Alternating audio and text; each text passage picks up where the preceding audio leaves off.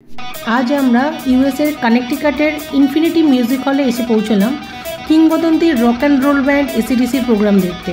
আজ যে ব্যান্ডটার কথা বলবো সেটি একটি কালোত্তীর্ণ ব্যান্ড। 1973 সালে অস্ট্রেলিয়ায় তৈরি হয়েও আজও টিকে আছে নতুন পুরনো মেম্বারদের নিয়ে।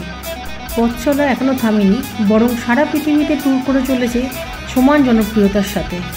আজ বাংলার মহিনের ঘোড়াগুলি অ্যাক্টিভলি পারফর্ম করলে যেমন লাগতো, ঠিক সেরকমই এরাও রয়েছে অনেক দিন ধরে।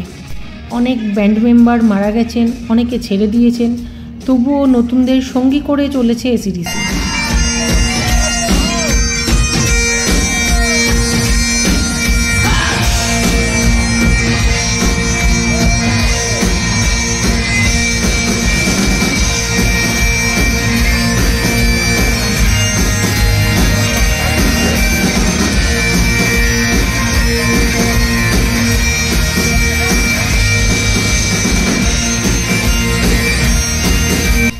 এদেরকে হার্ড রক বা হেভি মেটালের আদিপুরুষও বলা চলে, তবে এরা নিজেদের রক অ্যান্ড রোল ঘরানার বলতেই পছন্দ করেন।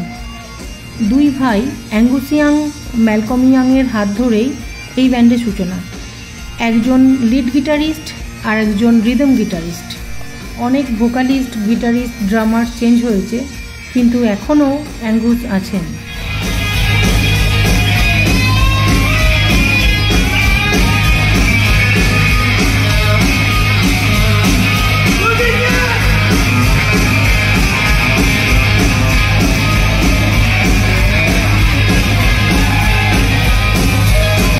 আমরা লিড ভোকালিস্ট হিসাবে যাকে দেখব তিনি ব্রায়ান জনসন। 1980 সাল থেকে ব্যান্ডের মেম্বার তিনি। 80-র কাছে বয়স এই প্রবীণ যুবকের, কিন্তু সঙ্গীতের গলা একটুও টাল খায়নি। তার হাত ধরে আজ এসিডিসির পারফরমেন্স সচক্ষে দেখব।